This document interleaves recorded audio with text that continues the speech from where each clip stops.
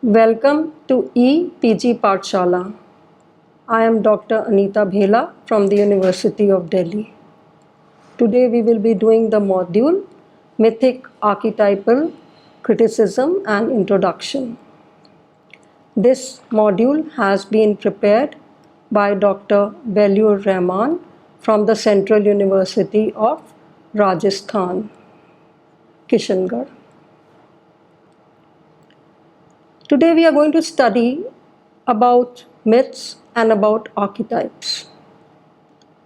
When certain symbols reoccur, certain motifs, certain themes, certain ideas, they continuously reoccur not only in one particular nation but in the stories of many nations and many communities, and they seem to acquire a pattern, then we refer to them as archetypes. Thus, archetypes are universal motifs, patterns, and codes. They involve the symbols of light and darkness, colors, symbols of nature, the cycle of the seasons, and so on. Everybody is familiar with the idea of myth. Myths are stories that have come down to us from generations and which have become a part of our consciousness, such that we always refer to them as symbols, even the characters and sometimes even the situations. If we take the example of the Ramayana, then Ravan is the eternal symbol of evil and Ram is the eternal symbol of good. Similarly, the story of the Mahabharata, Duryodhan stands for greed,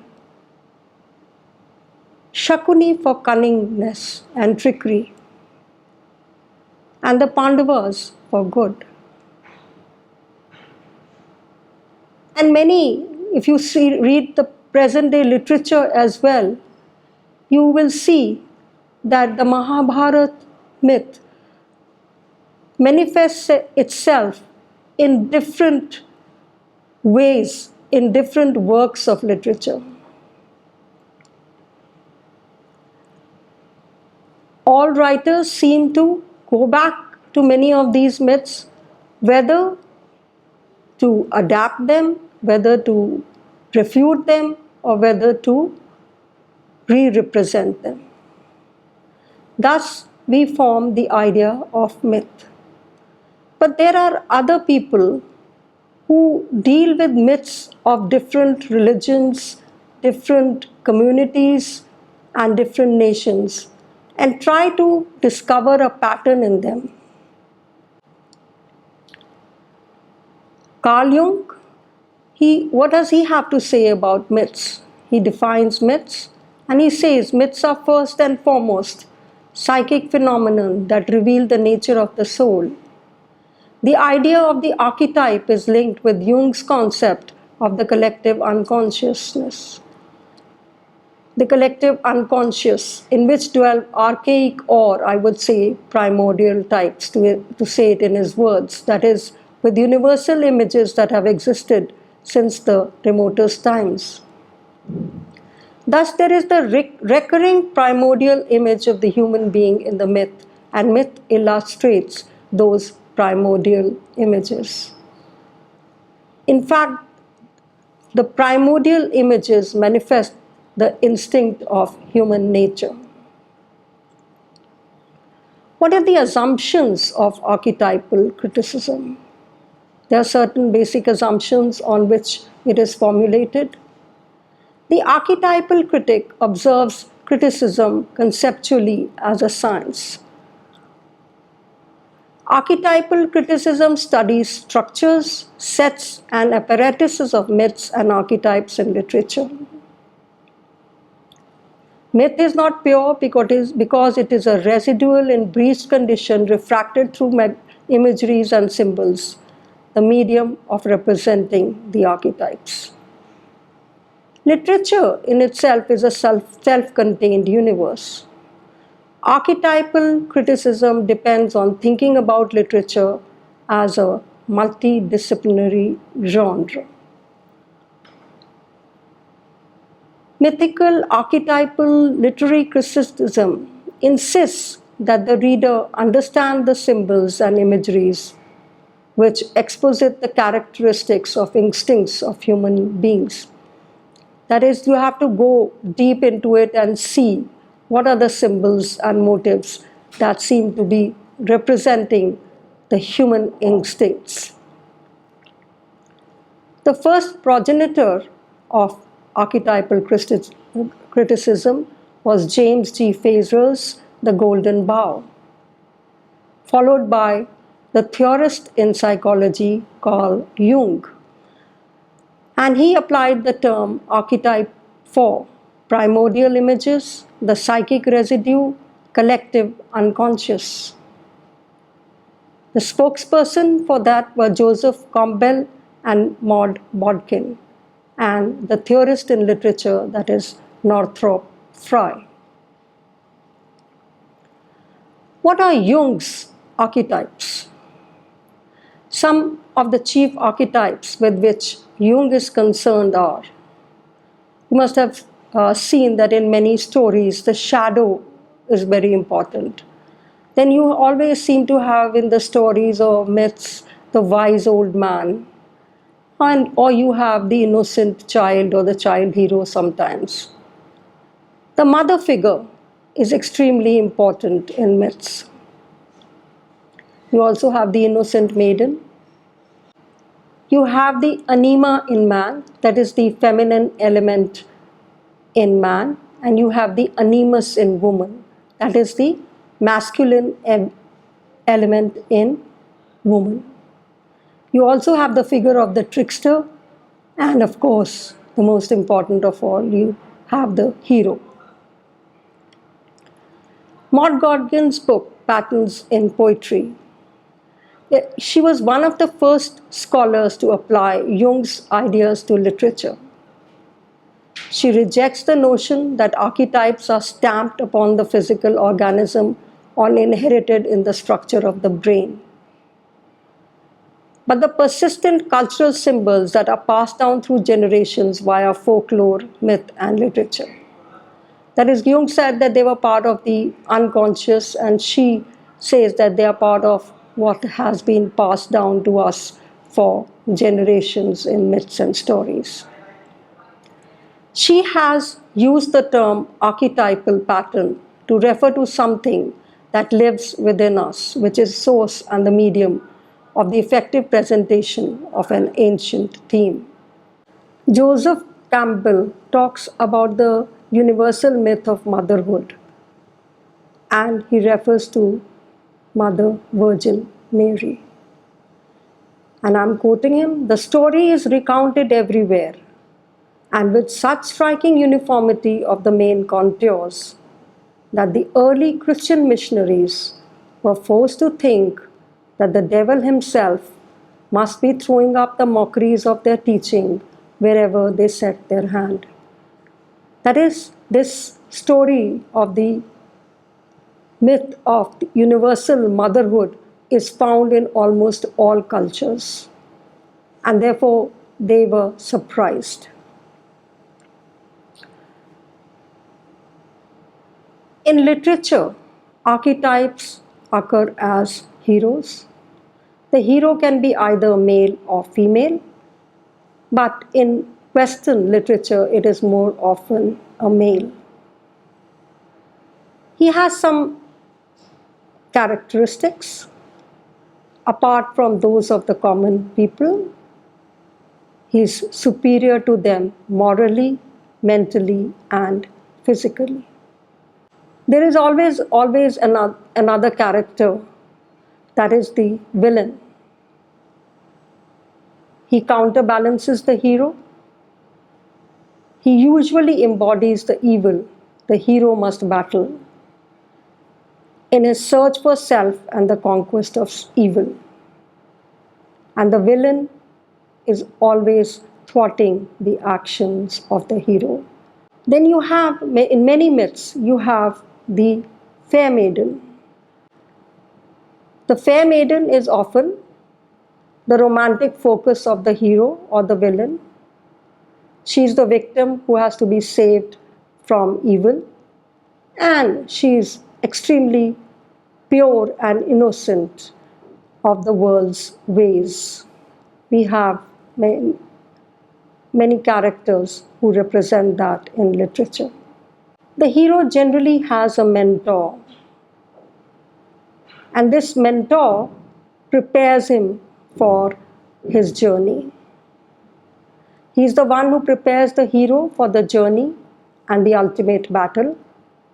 He's the person who provides the lessons the hero uses during the quest and ultimate battle. He's given lessons for improving his moral strength, and many a time he gives up his life or makes a sacrifice to save another or to save a cause. He is known as the shaman or wise man, and examples are Gandalf in The Lord of the Rings or Obi-Wan Kenobi from the Star Wars.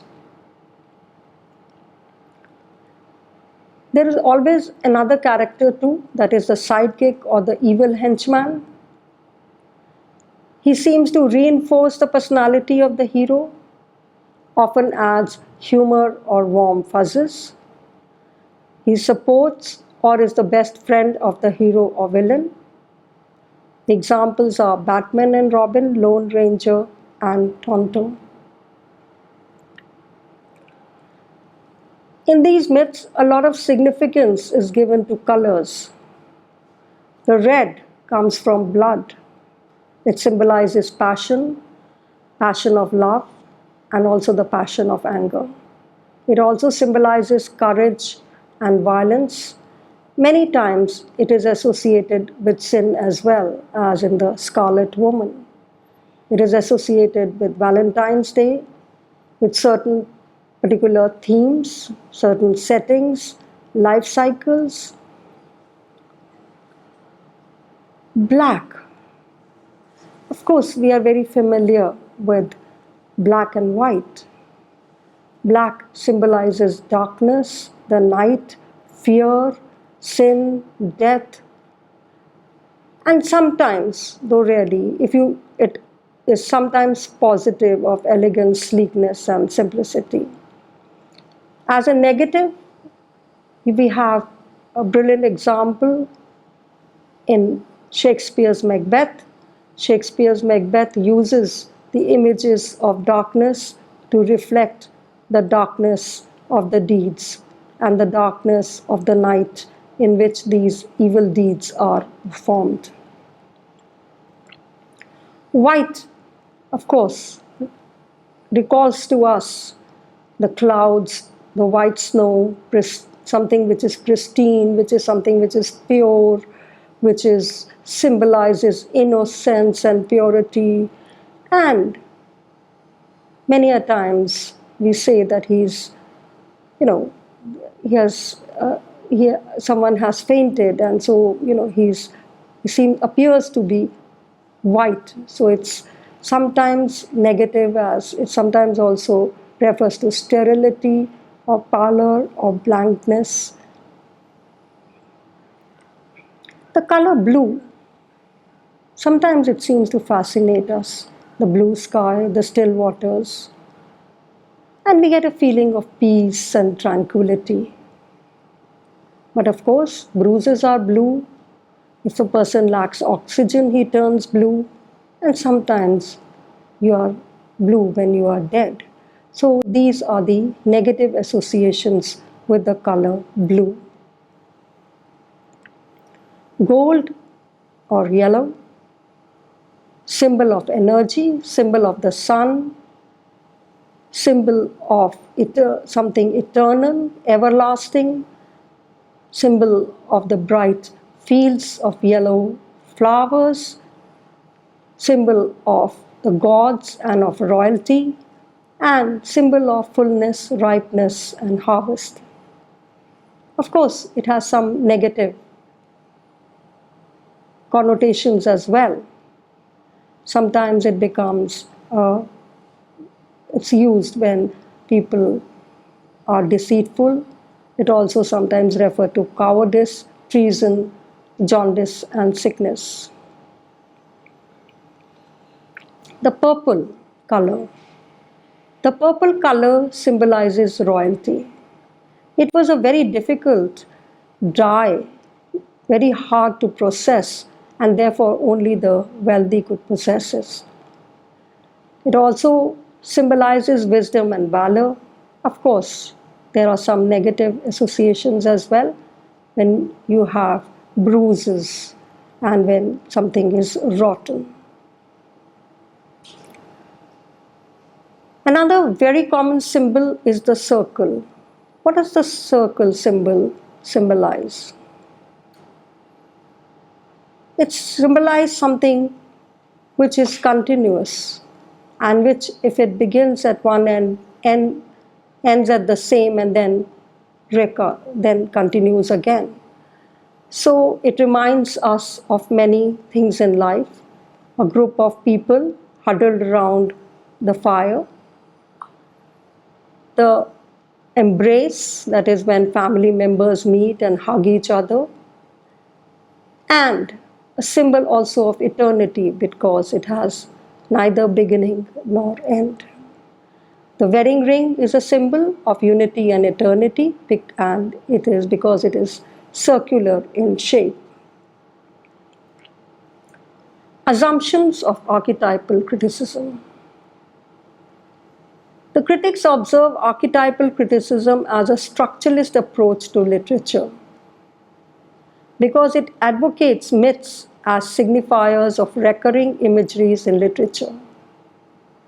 Northrop Frye's semiotic standpoints for literary arts depend on his assumptions of the 5 phases of symbolism, ideas of imageries, myths, and their temporal source to what he called monad.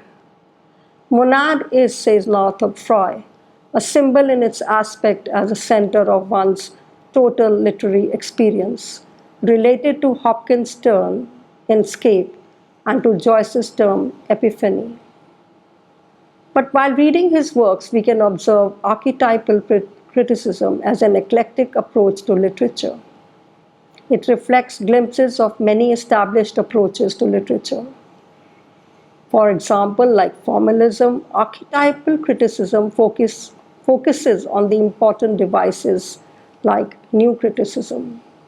It lays emphasis on close reading, that is, explication, like structuralism. It instructs the reader to become conscious of minimal sets and apparatuses of language, like my theme used in literature, and like post-structuralism. It expresses inability to define the center of recurring images and undecidable root and roots. Archetypal criticism consists in the art of close reading. It explicates the text in relation to mythos, generally we call narrative. For Frye, each literary narrative is an order of words, plot, argument, embedded in literary pieces with unique artistry. Thus, it has 2 basic arms, as Frye states. Criticism will always have 2 aspects, one turned towards the structure of literature and one turned towards the other cultural phenomena that form the social environment of literature. However, both structure of literature and social environment of literature are made of a centripetal structure of meaning in the guise of myth. As he says, a myth being a centripetal structure of meaning, it can be made to mean an indefinite number of things, and it is more fruitful to study what in fact myths have been made to mean. These myths directly or indirectly recur in literature. They represent human psyche, its struggle, and effects of the struggle in the 3rd chapter, That is what he refers to in the third chapter of Anatomy of Criticism.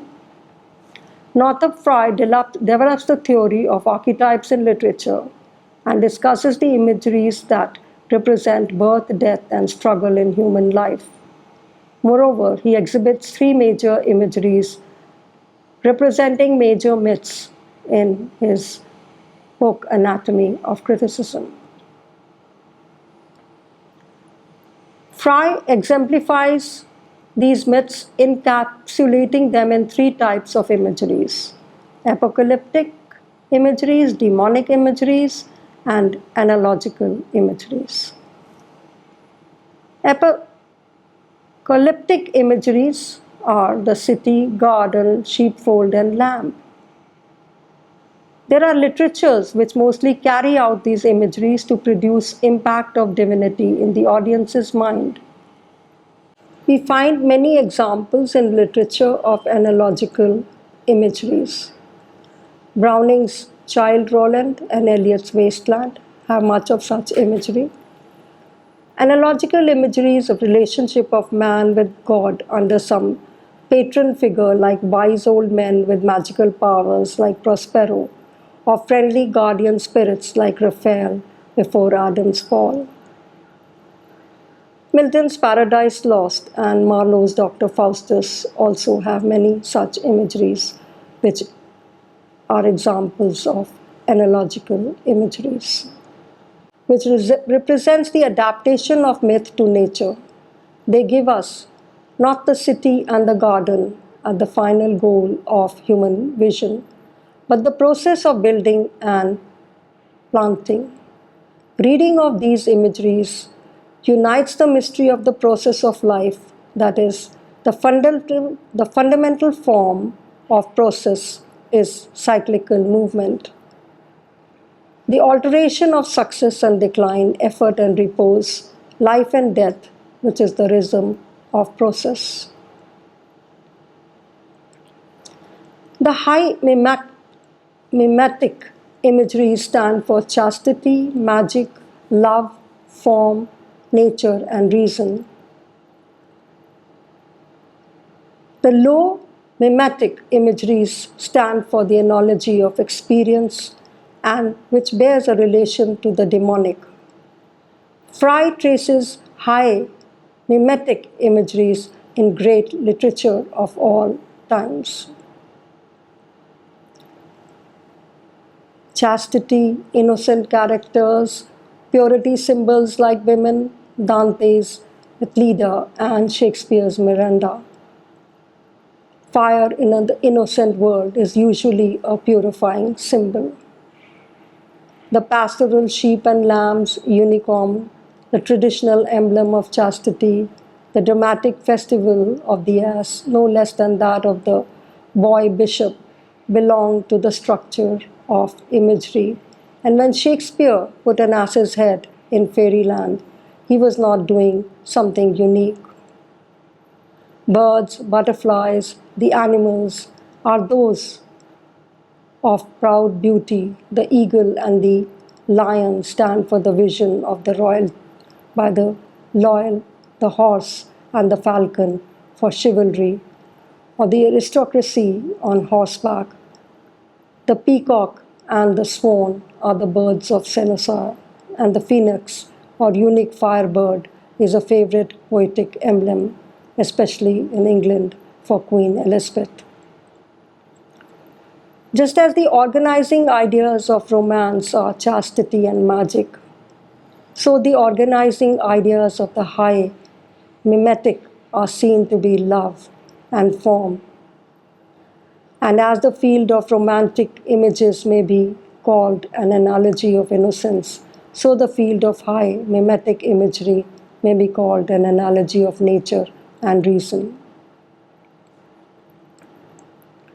Thus, we can say that archetypal criticism is a scientific investigation. In this connection, Frye writes, just as there is an order of nature behind the natural sciences, so literature is not just a piled aggregate of works, but an order of words. Thus, literature is not an aggregate but an order of words. I say again. In the second chapter of Anatomy of Criticism, he characterizes the order of words as a literary monad. Frye illustrates the theory of mythos as imageries to what he termed romance, high mimetic and low mimetic. These three intermediate structures of imagery are constellations of images. When they are traced in organized form, they make what Frye called atmosphere. The mode of romance presents an idealized world. In romance, heroes are brave, heroines beautiful, villains villainous, and the frustrations, ambiguities, and embarrassments of ordinary life are made little of.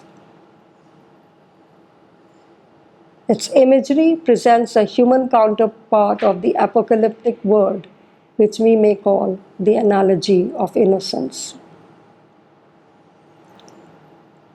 Romance for Frye is not concerned with a particular period, as we call, the medieval romances or other romances, but has concern with the process he calls romanticizings. And he says, romance is best known to us, not from the age of romance itself, but from later romanticizings.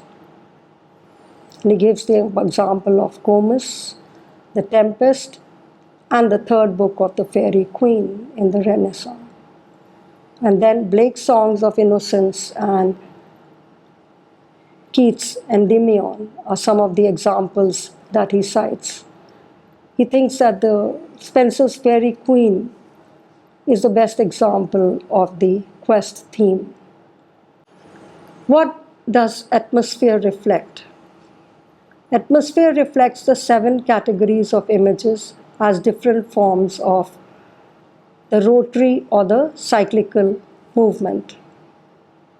The continuum of identity in the individual life from birth to death is extended from death to rebirth. The doctrine of reincarnation, newborn light threatened by the powers of darkness. Duality between experience and innocence, human and animal imageries, harvest and vintage vegetable imageries, nostalgia, regret, exaltation imageries, and the water symbolism and the coming back symbols. Frye traces the cyclical symbol of the 7 images to 3 major myths that have been discussed. That is the apocalyptic, demonic, and analogical. These cyclic symbols are usually divided into 4 main phases. That is the 4 seasons of the year, and being the type for the 4 phases, seasons, periods are metaphorical signs of stages of culture, which reflect human civilization and forms of human universe. Archetypal criticism attempts to posit the view that literature is a self-contained universe. Keeping this notion in mind, Frye has conceptualized a larger whole of archetype. He has called the symbol as monad, or the totality of the order of words. However, monad is an imaginative and hypothetical fiction. It is dialectic in nature, its phase is yet to come. The totality of monad is inclusive, whereas myth is in a hypothetical form. The basic contention of archetypal criticism rests on thinking about literature as a multidisciplinary genre, as we said earlier. An archetypal critic thinks that psychology, anthropology, theology, history, law, and everything else built out of words have been informed or constructed by the same kind of myths and metaphors that we find in their original hypothetical form in literature. The universe of myth, that is literature, is a reflex of truth ingrained in the history of human condition and retains the same as timeless imageries. Northrop Frye himself taught literature as if it was theology or as if it was a subject of Christian mythology. He studied history, art, mythology, theology, culture, society, and civilization, as if they were representations of the same phenomenon in many other forms, that is, an archetypal representation of human subjects. He also talked as mythos, as imageries of what he termed romance, high mimetic and low mimetic.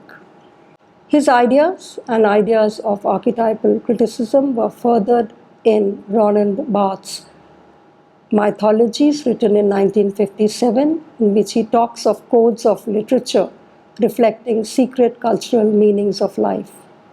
The other practitioners of archetypal criticism are Richard Chase, Leslie Fielder, Daniel Hoffman, and Philip Wheelwright. Today, you have had an introduction to mythic archetypal criticism, and you have studied that the archetypal critic tries to find some universal patterns in myths and legends that are prevalent all over the world. It's a vast subject, but we have come to know some of its basic tenets. We know that a mythic archetypal critic tries to look for universal patterns in myths and legends and stories and other things. He looks for patterns of sound, looks for patterns of color, of characters, symbols of nature. He looks for universality in these things. He finds that certain things remain common to all cultures. Maybe they are part of the ingrained consciousness, or maybe they are acquired, and yet they are common, especially the quest symbol, the hero, the villain, the trickster, the fair and innocent maiden. All these we have come to know about. When you read other works of literature, you too may try to find these patterns in those texts. And I'm sure you will be rewarded, because these patterns, if we go beyond the surface, are very much universal in nature. And irrespective of the time when a work was written, you will find them in literature of all periods. For more information, refer to the e-text. Thank you.